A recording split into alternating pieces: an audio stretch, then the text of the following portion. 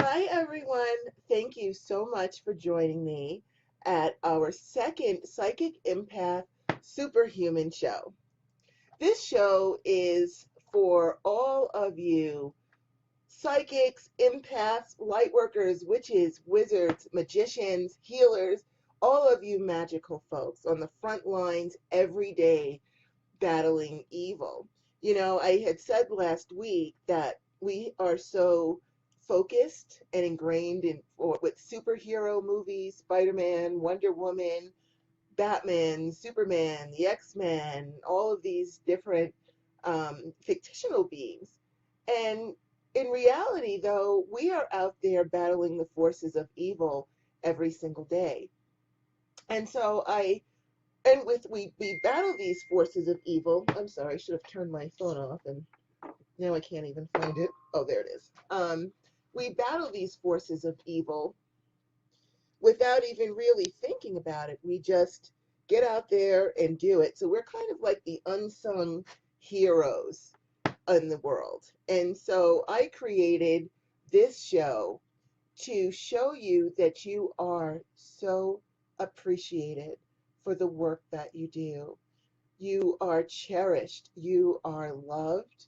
You are awesome with all the awesome good works that you do. And if Spider-Man were a real person, he would be jealous of you.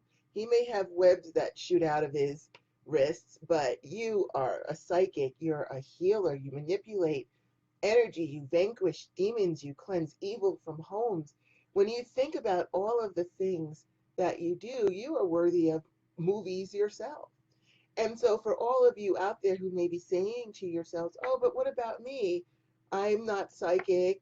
Does that mean I'm not a superhuman or I'm lesser than, a psychic or an empath or a witch or a wizard or a light worker? Of course not.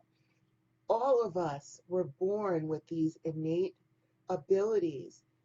You are just untrained and you can get trained. If you want training, I've got YouTube tutorials, or you can contact me. If you look at that little book now button that's at the top right, that will take you to my website and you can look what I have to offer.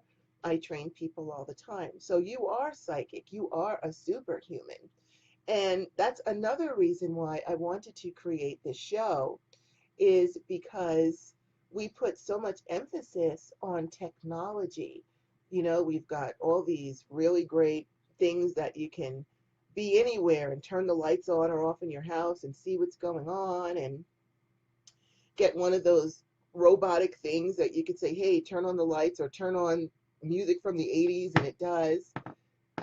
We put so much emphasis on technology and artificial intelligence that I honestly feel that if we were to put that same attention into our psychic and spiritual gifts, imagine where we would be now. Imagine what good we could do for the world. Just imagine it. So, if you feel that you are not a superhuman, I beg to differ with you. You are just an untrained superhuman, and you can contact me and we can set up classes, or you can look at my free tutorials on YouTube that will teach you there's a playlist, raising your psychic abilities, where it will identify what your gifts are and start to teach you how to train it. And I also have an empath training channel to teach you how to shield yourself.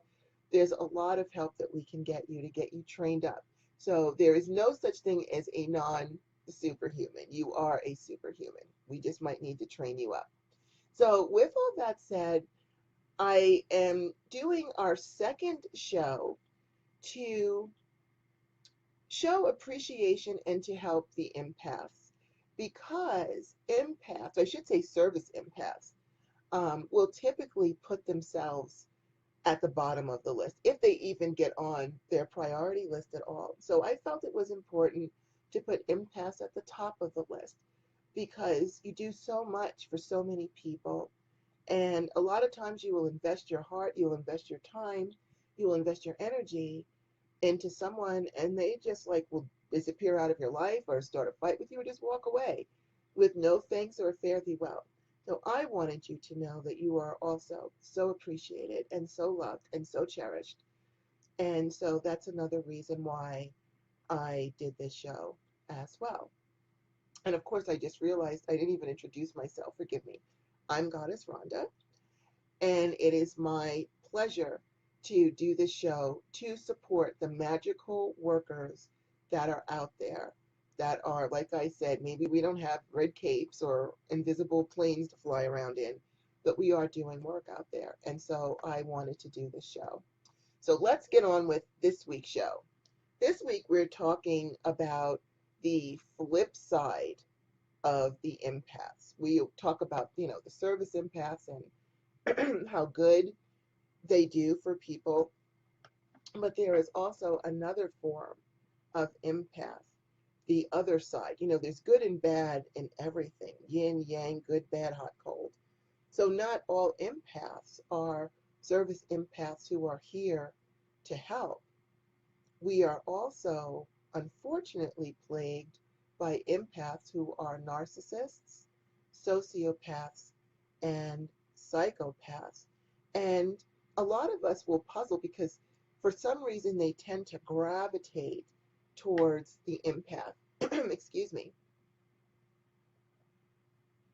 And when we think of empaths, we typically think of kind old souls who bend over backwards to help other people. And then we puzzle over why are empaths always involved and hunted by the narcissists, the sociopaths, and the psychopaths. So first, before we even get into that, let's talk about the difference between the three. And I am going to put links later on to two websites that I found to be extremely helpful in explaining the difference between the three. And I made some notes here so that I can go over them with you. So we're going to start off with the narcissist because I think those are the most common that we see, particularly hanging around the empaths or influencing their lives. So narcissists are unable to see things from another's point of view. And I'm going to give you the links to these websites that I looked at so that you can check them out for yourself. Because it's really, if you can understand the person that you're dealing with, it makes it a lot easier to either avoid them or get away from them, or to know how to navigate the relationship so that it's a benefit to you as opposed to it just being a benefit to them. So we're going to start off with the narcissists. Narcissists are unable to see things from another's point of view. They cannot see past their own needs, which is why you can argue with them about why they need to be doing something or why they need to let you do something. And if it does not have anything to do with them, they just can't see it. They just don't understand it. You can argue till the cows come home. They're not going to get it because their focus is completely on themselves. And they don't really see or understand the effect that they're having on you. They really don't. And I should preface everything to say that these are personality disorders and mental health challenges. These people, I don't believe they're just born mean. There's something wrong here, and they do have an illness. So I just wanted to kind of put that out there, not to make you feel sorry for them, but just so that we also do understand that these are mental and emotional challenges that they have. Still, let's get back. So, the narcissist, when they talk to you, it will mainly be about themselves, their accomplishments, their problems, and all things them. Your needs do not even register to them. As far as they're concerned, their needs are or should be your needs. Everything should be about them. And even though they have a huge self-interest and an overinflated sense of entitlement, they can still turn on the charm.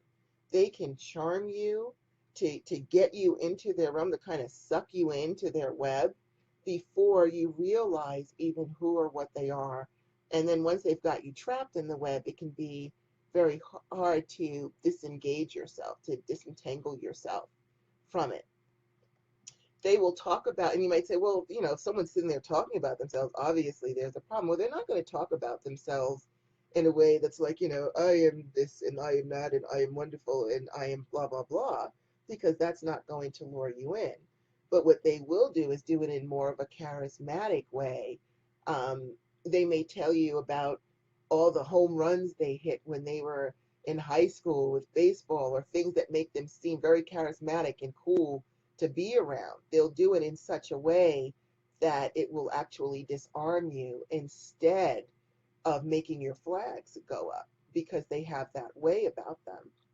And so you'll end up just basking in their charisma and listening to their words that are formed in a way to make them seem like either they are these great and magnificent beings, or we've got the other ones looking for sympathy, and they will make their life seem so heart-renderingly broken that you just want to fix them. So they are playing on your emotions. They are reading you, and they are able to read you better than you are able to read them, because don't forget, their motives are complete self interest.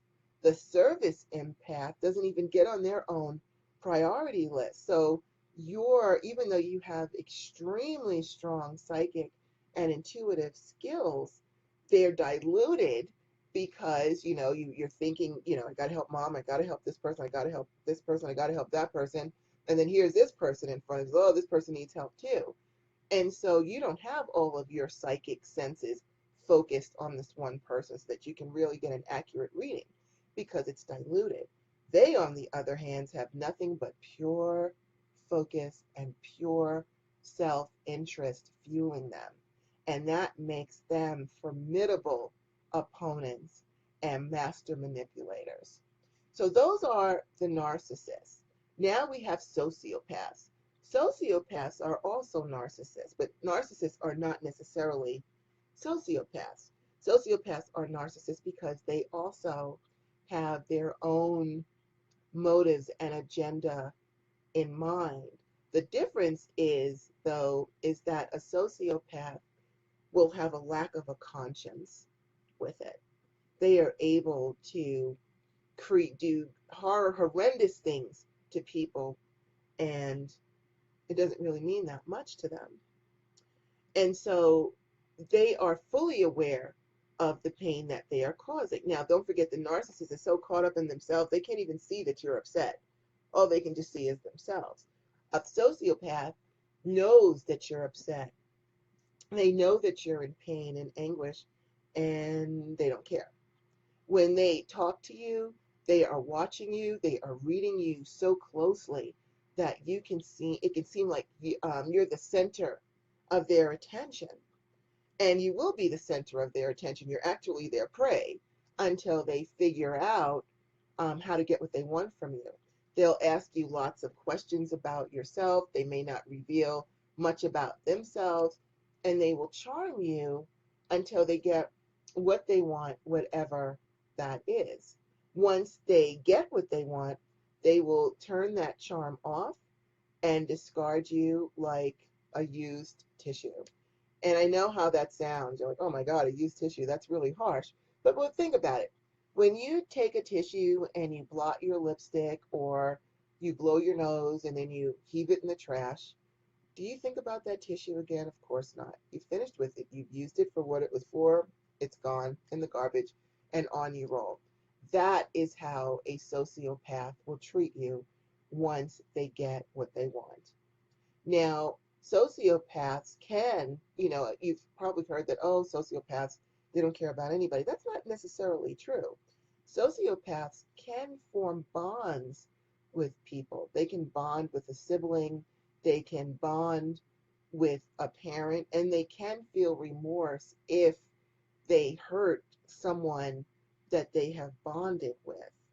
They won't feel any remorse about hurting strangers, but if they sharing a bond with someone, they can feel remorse for it, or they might not even hurt that person because they have that bond with them. So they might leave that person alone and go wreak havoc with other people and other people's lives.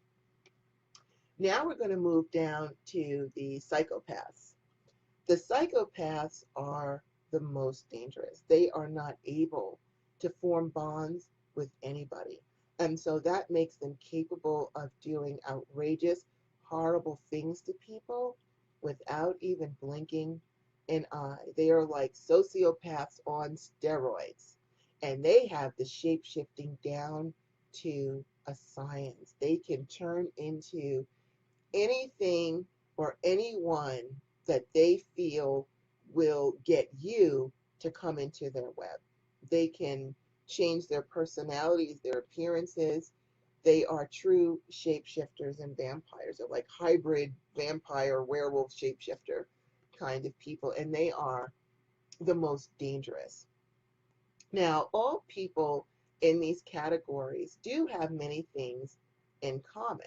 They are all shapeshifters. When we think of shapeshifters, we think of movies and we think of werewolves and vampires who look normal until their fangs come out and their eyes turn red and you know you're in big trouble.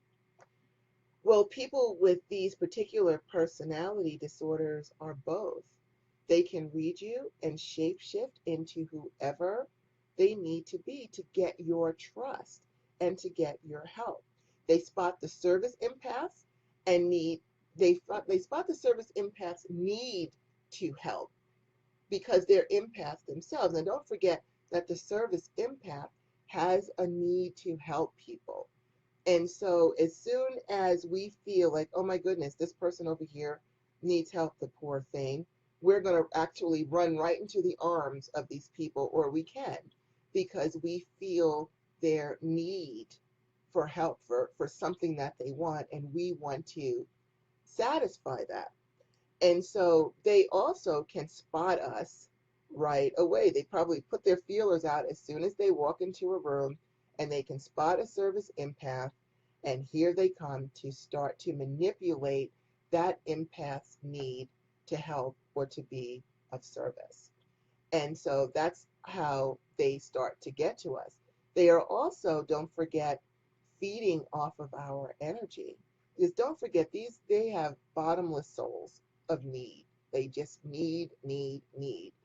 And here we are projecting help for the needy. And so they pull us in and feed off of our energy and turn us into some sort of 24-hour buffet that they just feast on all the time until they're sated, and then they will let us go. Narcissists especially love empaths because the narcissist is all about themselves and empaths are all about others. So it sort of makes a perfect imperfect pair. You've got one person who's just focused on helping those in need, and you have the narcissist who is focused on finding someone who's going to help them and give them what they want. And so that's how they can come together. Also, once they lure in the empath, they have someone who is going to cater to all of their needs, be their cheerleader, their healers, their saviors. And meanwhile, the narcissist will sit back and drink in all of that energy, draining the poor empath. And when you're tired and you're drained, it makes it even harder for you to see what's going on because you're just exhausted. You're kept in a state of exhaustion and adrenaline, always walking on eggshells to help the narcissist make sure they're okay. And that makes it even more difficult for you to see your way clear of the situation or to even see the situation for what it actually is. Now, sociopaths and psychopaths will also seek out the service empaths because they can be manipulated by them more easily. Don't forget that the sociopath and the psychopath use charm and focus on you to win your trust and attention. Now, because empaths don't normally get kindness and attention, don't forget, many empaths are out there slogging away, often on behalf of narcissists or just the needy and people that they want to help. And because they don't get the same in return, here comes a sociopath or psychopath that is now going to shower them with attention and focus, ask them questions about themselves, make them seem like they're attentive and loving individuals. And the empath is like, wow, I can't believe it. Someone is actually paying attention to me and helping me and catering to me and saying I'm wonderful. And so they just start to feel more relaxed, more trusting, and grateful that someone is showering with this attention, not realizing that they're being set up by a bunch of energetic thieves that are going to bankrupt them emotionally and spiritually and even physically.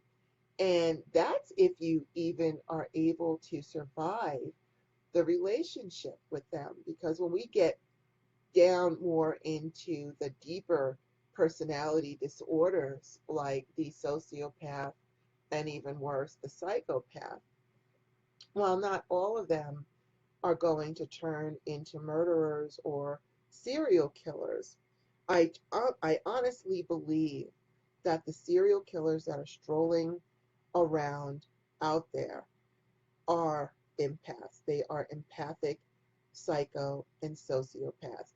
Don't think that just because these people say they can't feel anything or that they don't have a conscience and they don't feel anything within themselves doesn't mean that they can't feel what you're feeling and manipulate you with it. You know, there's a big difference between feeling absolutely nothing and feeling what you're feeling so that they can use it against you. And so just to hammer home that point, I watch a lot of, I'm actually pretty hooked on Discovery ID, the crime shows. I love crime shows.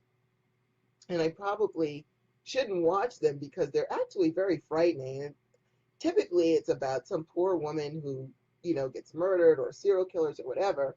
But I think I watch it a lot to keep reminding myself to be conscious of, after having been stalked by psychopaths and sociopaths and narcissists myself, I have to keep my awareness up. And so I watch these shows and they constantly remind me to be on guard for these types of people. Well, anyway, I was watching just last week, they did a story on the Long Island serial killer, Long Island, New York.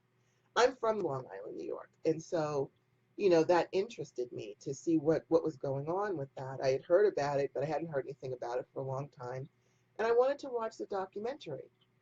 Well, apparently this person killed 17 people and buried them on a beach on Long Island. That person has not been caught yet. See, these people will also use their skills to intuitively know when to run, how to avoid police, how to avoid detection. They are master psychic empaths, and that's what makes them so formidable. Now, just to show you how empathic and how manipulative they are, the bulk of the victims of this killer were call girls. These are street savvy prostitutes, had been talked into leaving their cell phones at home, leaving their ID at home, and not using, typically they would use a driver, a car service, or they had a driver, but this person talked them into letting him pick them up. So they left their cell phones home, they left their ID home, and allowed some stranger to talk them into letting them drive them to whatever spot their appointment was. Now, you know that these are not naive women. They know, they are fully aware of the dangers that come with their profession. And so all of them had drivers or a car service. Of course, they would keep their phone on them. And this killer knew exactly what to say and what charm to project to manipulate hardened street prostitutes into leaving home their ID, their cell phones, and even their safety of having their own drivers. I mean, you have to be really good to get these girls who it is their business to ensure their own safety. Because, we're not talking about, the girls that have pimps that follow them around to protect themselves. These are girls that are on their own, running their own sex business. And so they are very savvy about what can go wrong, and I'm sure they would typically have something to defend themselves. This guy managed to talk all of them out of bringing those things with them. And so that tells you right there how charming, how manipulative, how they can read even the most wary person who's already going to be on their guard for danger. They got these girls, this guy got these girls to let their guard right down, to leave home everything, and to walk out of their house completely defenseless with no ID, and to have some stranger drive them. This can give you just kind of a clue as to how manipulatively powerful these people are and how they can use their psychic abilities to take advantage of people like us. And they, like I said, they also seem to know how to escape detection from police, and they use their psychic skills to do so. They know what victim to pick. They seem to know what's the great night to do it where nobody in the world happens to be looking. They always manage to pull it off in such a way that they can kill tens, dozens of people, and they're still out there and getting away with it. And again, what makes them such master psychic empaths is that their skills are not diluted with the needs of others. You know, we as service empaths, not only are we worried about the world in general, but, you know, we're worried about our parents, we may be worried about our siblings, our children, our dogs. Our empath abilities are diluted because they're going in so many different directions, whereas these people are completely focused and using their skills for their own benefit 100%. And so that makes them really, really strong. And let's look at some other serial killers. We've got Jack the Ripper. He was never found. The Zodiac Killer was never found. Here in Albuquerque, that coincidentally, they also did a show regarding the West Mesa. They call the West Mesa murders, where somebody killed 11 women and buried them in the desert. And he still hasn't been caught either. There's some speculation that they think they might know who it was and that person is dead now. I don't believe it. And we've got plenty of desert out here. Just because they found one little section of the desert doesn't mean that there's not even larger sections of the desert that could have more victims and bodies in it. Somehow, this guy, he got away with it. He's been out there killing people. He knew who to choose, when to choose it. Some people left the house to go to the store and never came back. How is it that they manage to pick the right night, pick the right location, nobody notices anything, pick the victim, the right victims?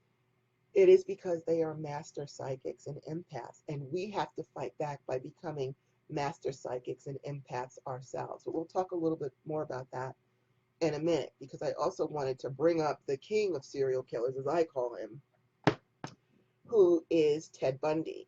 Ted Bundy killed at least 36 women, although they speculate that he may have killed actually hundreds of women. I don't know how true that is. All we know really is the 36 that they have documented that he has killed, but they do believe, they speculate that he's killed more. Excuse me, I'm sorry.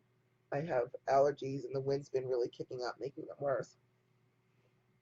So he would use his charm to trick women, often pretending to be hurt. He'd put a fake cast on his arm or a fake cast on his leg and, you know, walk with his groceries and drop them and pretend that he needed help.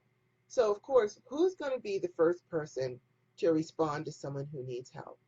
An empath.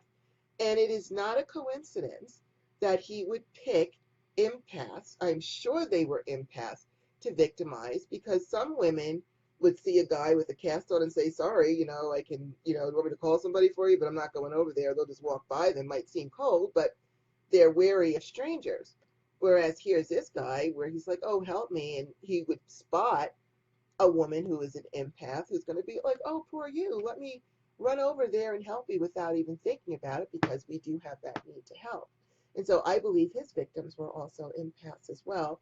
And that's one of the reasons why he was so able to trick them by pretending to be hurt, because we respond to those who are in need, to those who are hurt.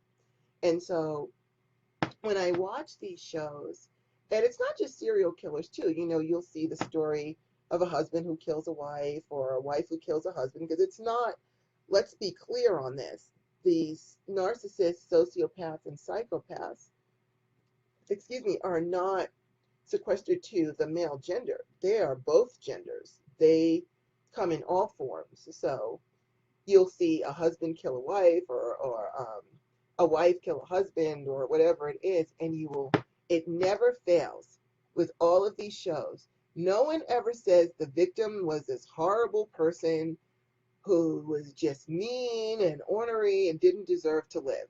They will always say this person was the kindest person you ever met. They were always helping people or helping animals or doing things for other people, all of the classic service empath traits. Now, coincidentally, when they do manage to catch these killers, these serial killers like Ted Bundy or individual murderers, you will hear the same description of those people from their neighbors. No one ever says, oh, that was the meanest person in the world. I'm not surprised that they killed people. They'll say, oh my goodness, he used to help me take out my garbage. He was really nice, always respectful. He raked my leaves or he shoveled my snow. They will show the same traits as a service empath, but they're only doing it to trick people.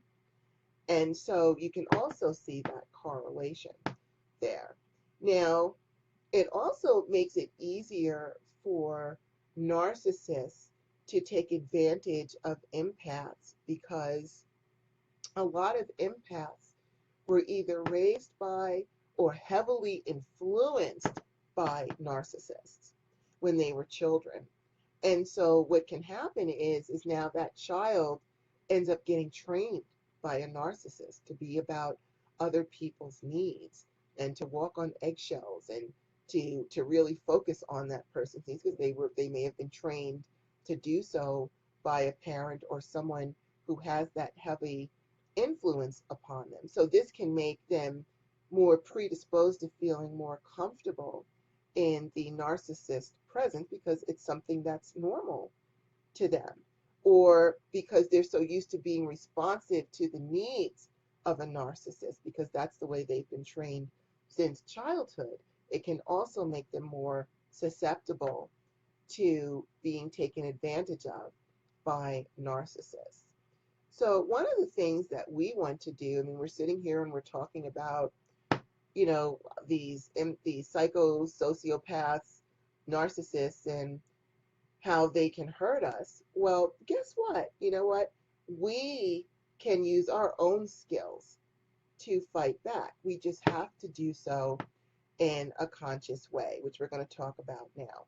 But before I do that, I'm also supposed to plug my book. I have to remind myself, because I'm such an empath, I have to remind myself to plug my books and things. I did want to plug my book, You Are Not Broken. And this book is to help you to retrain your brain, clean up your energy, and learn how to shapeshift yourself, to emotionally shapeshift in order to manifest your goals and dreams. And it's got special attention to empaths and highly sensitive people. Anyone can utilize this book, but we empaths, we have some deeper needs that other people may not. And this book will help you to address them. It will teach you how to get your energy all cleaned up, how to manifest your desires, how to recognize the subconscious behaviorisms that can be keeping you anchored in the place that you don't want to be in. And so I just wanted to let you know, we've got You Are Not Broken here, and you can get it on Amazon as an ebook or in print. It's also available on Barnes & Nobles and Nook. Okay, so now let's talk about how to successfully avoid these people, and then also how to heal from being with them, because some of you may have managed to get away from them, but you can still be suffering from the energetic debris and soul wounds that they have caused you. And so we're going to talk a little bit about that as well. But first, let's talk about recognizing and using our own empathic abilities to see them for who they are. You know, you may have seen, and I've seen this a million times, it'll say, you know, don't lie to an empath because an empath is a lie detector. That's not necessarily true. Because if we were such great lie detectors, we would not find ourselves as the prey of narcissists, sociopaths, and psychopaths. They can trick us faster than they may be even to trick someone else who may not have such empathic abilities. We don't see them for the liars that they are. We might be able to recognize when just like a regular person is telling a lie about something, might feel it. But don't forget, you're dealing with master psychic empath manipulators. And so that's how they get us so much, because we are not detecting their lies. We are not detecting their deception. We're getting swallowed whole by their charm, and then we get sucked in. So that is why when we meet these people, we have to consciously really feel what's underneath the surface emotions that they are projecting. So while they may be outwardly projecting charm at you, your empath abilities may be picking up that they're in need of something, that their souls are sick, and their souls are sick because they do have this illness going on. So you've got them charming you in one way, and then your soul is responding to these psychically soul sick people that you want to help them. And so we just roll with it, when what we really need to do is what I call become conscious empaths. We tend to work on an unconscious level. When we walk into a room, we feel things, but we're not consciously like walking into a room and then throwing out our feelers to see what's going on. We just walk in and we feel it and we roll with those energies however we see fit. Well, now it's important to hone your skills and become a conscious empath, so that if you go to a bar and you sit down, or a restaurant, or wherever you are, you sit on a bus, and here comes somebody, because they can spot you a mile away, and they sit down next to you, instead of just feeling what you feel is on the surface, we've got to probe deeper and see what is underneath that. So just to give you kind of an example, let's just say you're sitting in a bar, you're sitting on a bus, and someone comes over and you can see they're sad, and you say, what's the matter? And they're like, oh, I lost my job, and I'm just so sad. It's just not fair, and I really need the money, and whatever it is. And so your soul may respond to that. Oh my goodness, this poor person, they lost their jobs, so they left their families, and you'll instinctively want to do something to soothe them or to help them. Well, before you do that, take your empath, your psychic abilities, and push with the intention, the conscious intention. I want to feel this person's true consciousness and see what's in there. And you may feel, when you get into the pit of their soul, you may actually feel this anger and frustration and not in a way of over the job, but just like something is wrong, something's off, something's wrong with this person. They're carrying too much anger. You may realize that, or something may come out, that they lost their job because they were irresponsible, or they had some overinflated sense of entitlement. They weren't doing their job. There could have been a reason that they lost their job. And so it's important for us, because we have the same skills that they do. It's just that, as I said before, theirs is stronger because it's fully focused on their own needs. And so you now have to consciously pull your feelers in from all the rest of the room, or from whatever it is whoever it is you're worried about. And now you need to focus your empath abilities on this person and probe with the conscious intention, what is the true consciousness of this person, and feel it. Maybe you'll feel nothing at all because they're empty inside. Maybe you'll feel a combination of anger and frustration and need all roiling around that just feels disgusting to you. And that's going to be your sign to get up and walk away or ignore this person. We don't want to meet this person and feel their surface pain or their surface need of what they're feeling, and then put on our red capes and run over to the rescue without first probing into what they are really about. And by listening to them and being conscious of them, you can probe consciously, what is this person really, really about? Now, let's just say, maybe you feel like you're not strong enough. Well, I'm not strong enough to do that yet. Well, you can also look for other red flags. So, for example, as we spoke about before, a narcissist will talk all about themselves. You may even see them holding court, and there may be a bunch of girls around them with a guy, or a bunch of guys around with a girl, talking about this and that and how wonderful, they went hunting and they killed this deer and they're just these big hunters and whatever it is, or they love to sing. And when they were in college, they sang with, Nirvana. That would be a lie.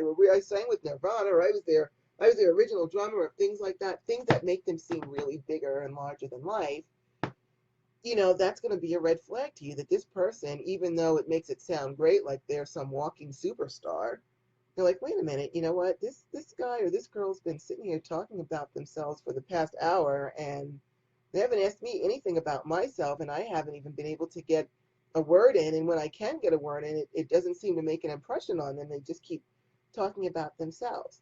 You're dealing with a narcissist, or at least you should suspect that you are. And just get up, walk away, end the conversation. The sociopaths and the psychopaths, they're going to be fully focused on you. And so you're going to notice they're asking you all kinds of questions about themselves. And if you ask them something about themselves, they may just deflect it or say, oh, I'm not that important. I'd rather talk about you. You're just so fascinating, and things like that. If they're not willing to share their information with you, and they're just focused on probing you and shining all of this vampire-like mesmerizing energy at you to suck you into their web, that is also a red flag that you need to be aware of, because it lets you know your antennas should shoot right up, and you should say, you know what, this is not someone that I need to talk to. And so the trick with that is, if you consciously probe them, or at least consciously recognize the outward, what they're projecting and who they are, you can cut them up and shut yourself down to them. And that's the whole trick. Don't forget, these people are completely about themselves. And when they see that you are not going to feed them, that you turn your back or you walk away, they're going to go and look for somebody else. They'll look for someone else to prey upon, because you're not going to fulfill their needs. So therefore, you are no longer of any importance. Or you can turn the tables on them, and you can talk to a narcissist and interrupt the narcissist every sentence to say something about yourself. That's a sure way to turn them off, because they're going to be mad that you're stealing their thunder. And even the socio and psychopaths start probing, where are you from? What do you do for a living? So what'd you do as a kid? Where'd you go to school? What'd you do this? Blah, blah, blah. Keep asking. Ask them a million questions. It will make them uncomfortable, and then they will leave you alone. The important thing is, we want to deflect them. And also, using your shielding skills. Now, if you don't know how to shield, on my YouTube Empath training playlist, there are shielding videos to help to teach you how to shield. And also my book, another plug, will teach you how to shield yourself. Because if you've got your shields up, then you're already going to be numbing the energy that they're putting out, because your shields are going to defend you from that probing energy that they are sending towards you. So it's really important to hone your psychic skills. You can hone your skills through meditation, through crystal gazing, through scrying. There's all kinds of ways, through watching a flame, and just watching it dance, or incense smoke dance. There are lots of ways to hone your psychic skills. And it really is important, because you are spiritual warriors. And warriors, have to be ruthless, or know how to be ruthless too, if they're going to survive. And you must ruthlessly defend yourself from these people. They do not have your best interest at heart. Yes, they are mentally ill or mentally challenged, but you still have to protect yourself from them. So it is your duty to really hone your psychic skills, to really be a conscious empath, where if someone's walking up to you, you're actually going to probe to see, is this person actually genuinely smiling at me because they like me, or are they setting me up for the kill? That's really, really important. And this way, once you understand who and what they are, you can turn them off simply by giving them zero attention. And then they'll just go and find somebody else to take advantage of. So that's really important for us as psychic empaths. It's one thing because we're born with it, so we're used to it. And so we can become complacent and just use the skills that we were born with. I mean, they work very well. But it's important in order to defend ourselves, we have to master those skills like our enemies have, like the villains that are like the superhero villains that come after the superheroes. Well, these are our villains coming after us, and we have to know how to defend ourselves, how to get rid of them. And so by becoming as skilled and even more skilled than they are, that is going to be your best defense. Now let's spend a couple of minutes talking about how to heal from them, because we have a lot of people that have already been exposed to narcissists and empaths and psychopaths and need to heal up from them. And so one of the first places that it's important, this is why it's important to really keep track of your own energetic being, your chakras, your aura, because your aura is your first line of defense. It's the seven bodies that are out here. It's your first shield. And so by keeping them clean, we can start to heal them up by putting the proper colors into our chakras. We can heal up the damages done, because these people often cause soul wounds, and we really need to address that. I know that we will typically try to address the emotional damage that has been done to us, but we have soul and energetic damage and wounds that need to be fixed. We want to pay particular attention to our heart chakras, because it's typically our heart that they end up ripping out of our chest with their cruelty. And so we want to ensure that we are giving extra attention to our heart chakras, pumping that beautiful green light into our heart chakras on a daily basis to start to heal them up. We also want to pay a lot of attention to our root chakra, because that's our life force energy, and that is typically, we will be exhausted because we've been drained of that vital energy. So putting our hands over it and putting lots of red light into our root chakra to revitalize and restore our life force energy is very important. And if you have had sexual relations with these people, then you should also pay a lot of attention to the groin chakra and putting that orange light into the groin chakra to heal it up, because you've had a lot of energy projected into your groin chakra, and that can just poison your whole system and can actually, a lot of people who have been exposed to narcissists that I have spoken to, they end up with problems in the genital areas. They might have um, tumors that grow, or ovarian cancer, or breast cancer, because here's the nurturing that they took out. Our breasts represent nurture and feeding, and so they're taking from us. So we have to pay very close attention to cleaning up our sexual organs, and probably most importantly is to remove their cords, their energetic cords from us, because if we don't, it's an easy way for them to tug on them and pull us right back in. There are lots of people who have dealt with sociopaths and psychopaths, and they try to get away and they end up getting pulled right back in. And they just keep going back and back and back, and they're like, what's wrong with me? Why do I keep going back? Well, these people have energetic cords hooked into you that they're using also to manipulate you energetically.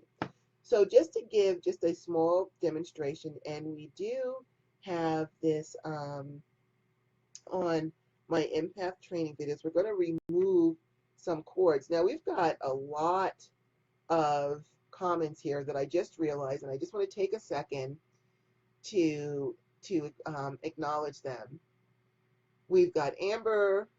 I have so many questions that no one wants to answer without money. Our society's love or lack of the ability to survive without money has removed me from any affiliation with any following because I'm too poor to belong anywhere.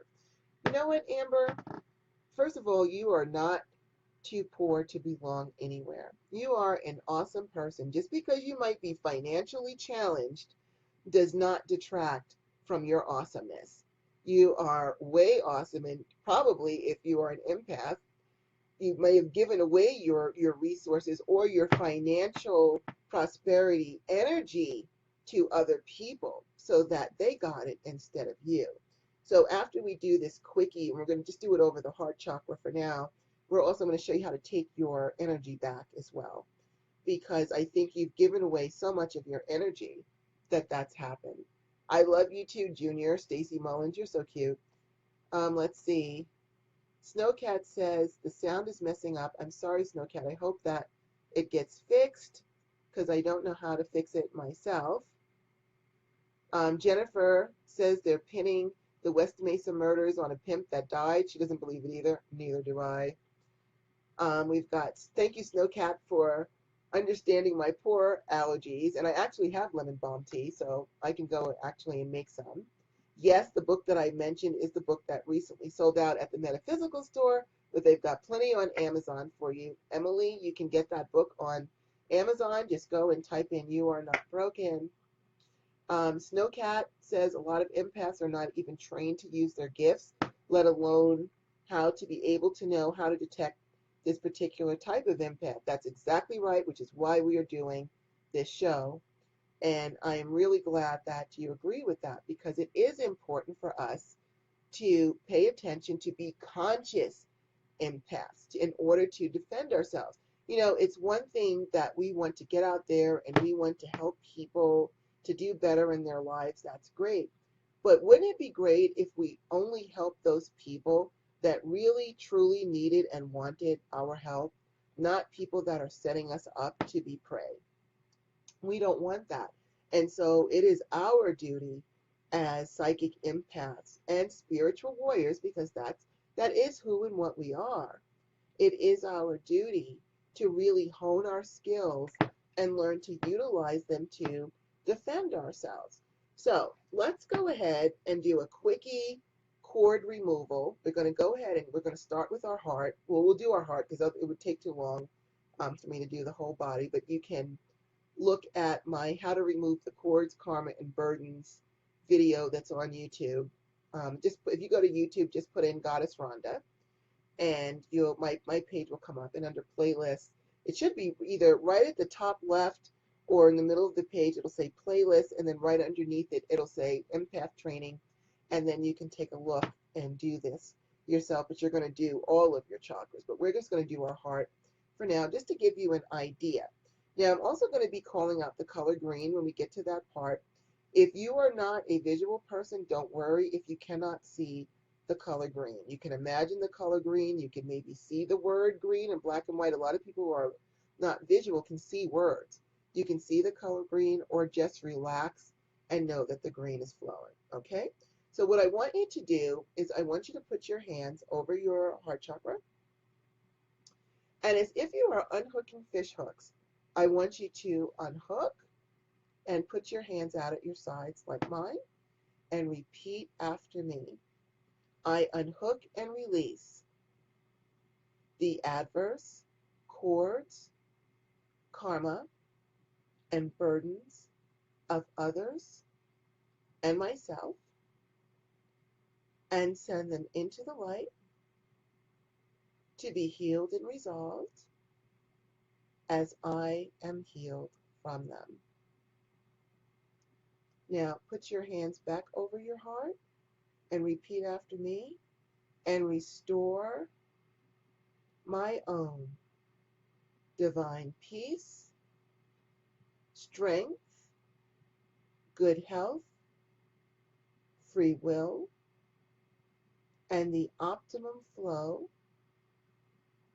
of divine balanced energy. These wounds are healed. Now, I want you to imagine that beautiful green light is flowing into your heart chakras. Beautiful green, green, green, green, green, beautiful green, green, green light is flowing in. Imagine your whole chest is just glowing with this green light, cleansing, healing, purifying, and charging with beautiful green light. Now press your hands together and say thank you. So now you've removed, you might feel warm because the energy is starting to flow through. You could have had blockages in there. So you can start to feel that green light flowing into the heart chakra to heal it up.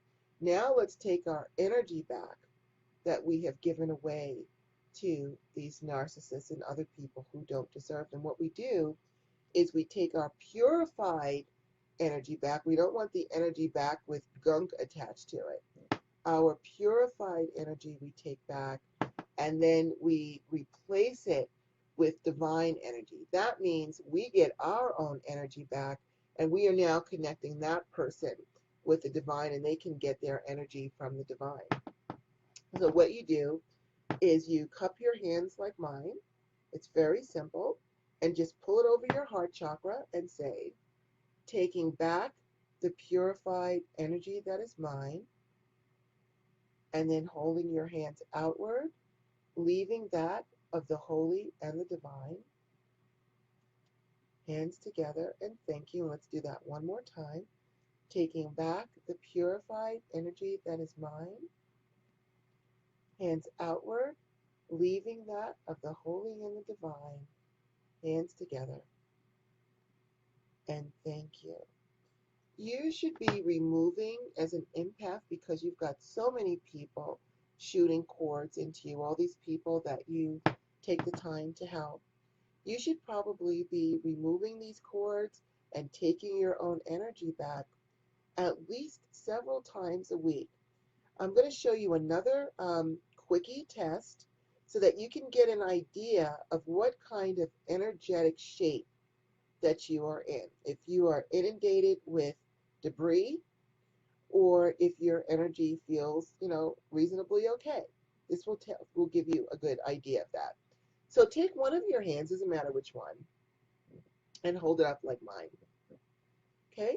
So now with your other hand, I want you to start tapping at the tip of your pinky. Just tap at your pinky.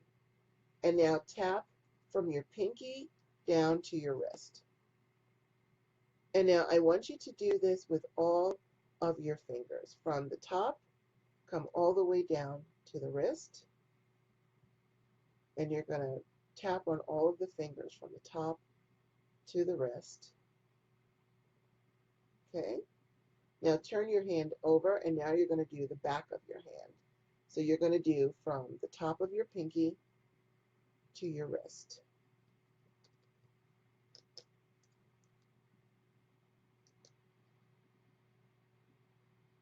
There you go. Now turn your hand over again, and you're going to do from the front of your wrist to the bend of your elbow. So tap from your wrist to the bend of your elbow. Now turn your arm and tap from the elbow all the way up to your neck. And then with long strokes, I want you to brush from your shoulder all the way to the ends of your fingers, and turn your hand over and do the other side as well. And it's all going into the light. We don't want it hanging around us. Now see if you can feel a difference between this arm, the arm that you worked on, and the arm that you didn't. If you are bogged down with a lot of energetic debris, the arm that you worked on will feel much lighter than the other arm. If you compare it to how the rest of your body feels, it probably feels a lot lighter if you are inundated with adverse debris. And the reason it feels lighter is because you just got all that energetic gunk out of it that can stop the flow of your energy, cause all kinds of.